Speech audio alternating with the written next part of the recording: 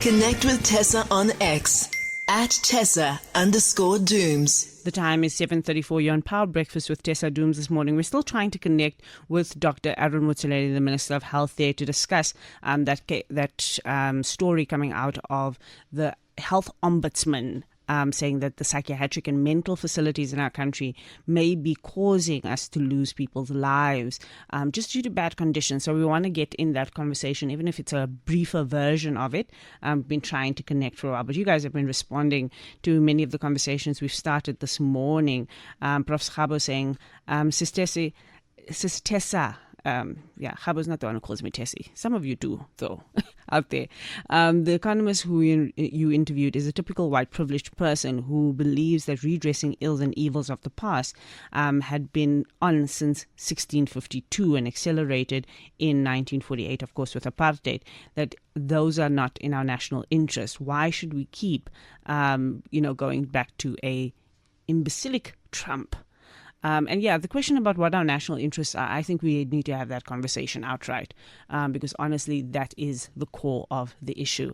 We do now have on the line with us Dr. Aaron Motsoaledi, Minister of Health. Thank you so much, Minister. I'm glad that we finally connected this morning. Welcome to Power Breakfast. Good morning. Good morning. How are you? And good morning to the listeners of Power FM. No, we're doing just all right, Doc. So the Health Ombudsman has now released a report that shines a spotlight on mental health facilities within the public sector and psychiatric facilities. Some of your concerns that emanate from that? Well, that report is not about mental health facilities.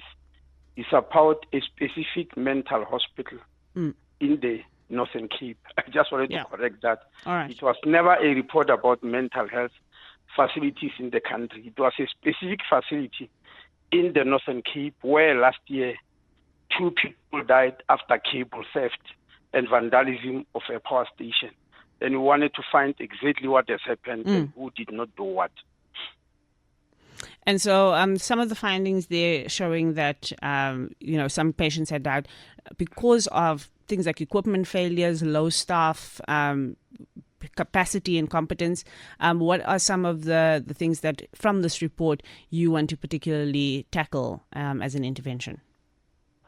Well, first of all, the Office of the Health Ombudsman was established by myself coincidentally when I was in the Department of Health for the first time, when I did my first stint there. Because I was worried that whenever wrong things happen, there are headlines in the papers and from there they disappear. There's no office that follows them up. Sure. So we established the Office of the Ombudsman. And people were asking, what is the Ombudsman? Because there was never a health Ombudsman before that. I said it's a public protector of health. Sure. Somebody who is going to protect the institution of health or healthcare facilities and institutions. And that's exactly what the Ombudsman is doing. And when we refer cases to Ombudsman, we refer cases where something has gone wrong. Absolutely. Yes. But now that we've seen this, it was eerie for me just because, again, we had an isolated or more isolated incident many years ago when we did we had the life esidimeni crisis in the province of Gauteng. Now we're dealing with a different province, a different institution, but very similar kinds of outcomes here. Is there an intervention? What did we learn from the life esidimeni crisis It's not very similar, unfortunately. In life esidimeni, people were taken to wrong places. Yeah. To NGOs where nobody was trained in any healthcare, where nobody was interviewed for the suitability of the work. In this case, the patients were in the right place, yes, where they should be, in a hospital, treated by doctors who went to university and were given certificate that they've passed medicine, nurses that went to colleges of nursing, and nurses and doctors who registered with their professional bodies that they are competent for the work. But Dr. Motsoaledi, we're getting the same outcomes here in terms of people dying in those institutions when they're not meant to be. I was just showing the fact that people died. Doesn't mean the situation was the same. It was definitely not the same, because this is where patients ought to be in order to be saved. I mean, when you get a report that a nurse has failed to do vital signs, that's what hospitals are there for. That's what you went to a nursing college for, to know how to take vital signs like blood pressure, temperature, and all that.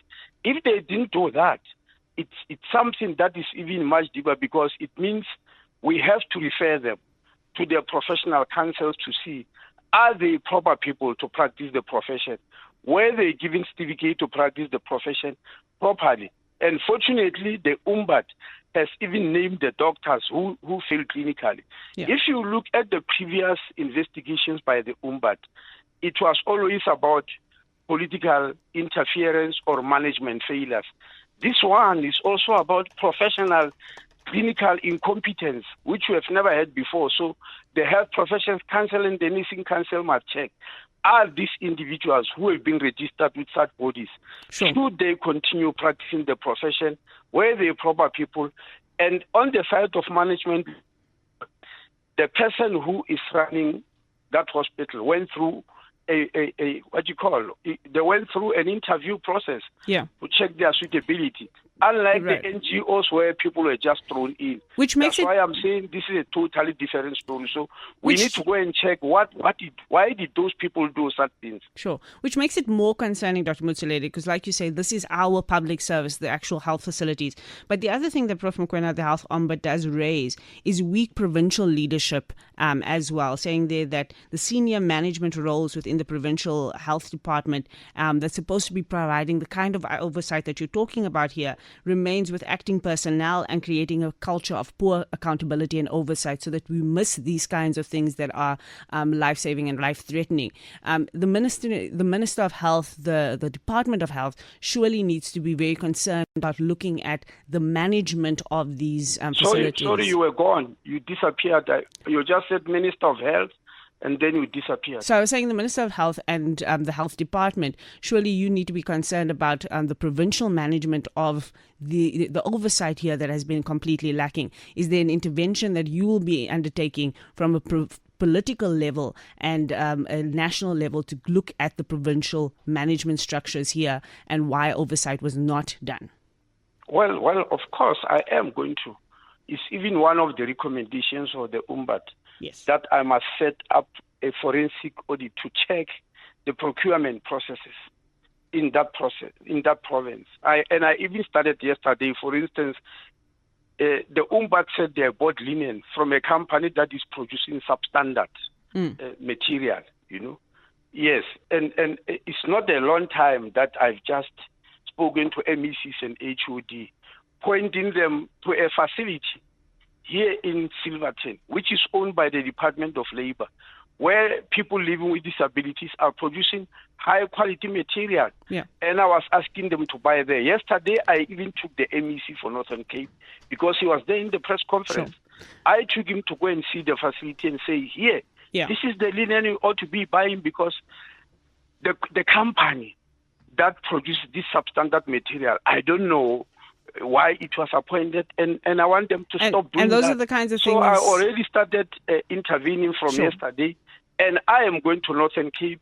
In that meeting, I'm going to invite the Premier of Northern Cape to sit in that meeting and hear all these things, because if it is failure of management of the government, then he must also get involved. We'll follow up with you soon, Dr. Motsoaledi, to see what those actions actually produce and what the path forward is. But thank you so much, Dr. Aaron Motsoaledi, the Minister of Health, for responding to that.